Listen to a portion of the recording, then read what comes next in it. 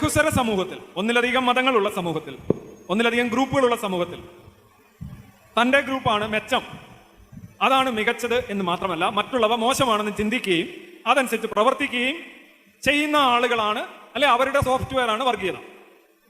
അല്ലേ? ഇപ്പോൾ ഒരു നല്ലൊരു മതവിശ്വാസിയാണെങ്കിൽ നിങ്ങളുടെ മതം മികച്ചതാണെന്നും മറ്റുള്ളവ മോശമാണെന്ന് നിങ്ങൾ ചിന്തിക്കുകയും നിങ്ങൾ അതനുസരിച്ച് ജീവിക്കുകയും പ്രവർത്തിക്കുകയും ചെയ്തു കഴിഞ്ഞാൽ ഓട്ടോമാറ്റിക്കലി അവിടെ വർഗീയത വന്നു കഴിഞ്ഞു. You divide the society. നിങ്ങളുടെ മനസ്സിലെങ്കിലും നിങ്ങളും അവരുമായി കഴിഞ്ഞു. മതം ഉണ്ടെങ്കിൽ വർഗീയതയുണ്ട്. ഏതെങ്കിലും ഒരു പഞ്ചായത്ത് ഇതുപോലൊരു വൃത്തികെട്ടവനെ നന്നാക്കിയെടുത്തതിന്റെ പാരമ്പര്യമുണ്ടോ എന്ന് ഞാൻ ചോദിക്കുകയാണ്.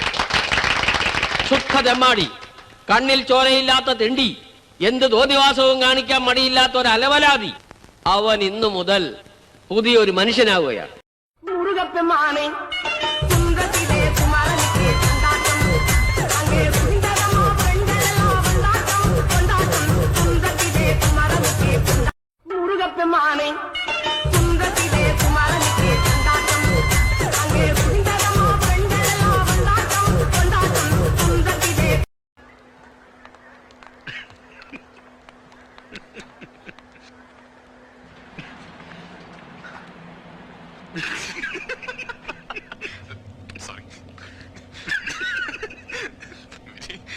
Sorry.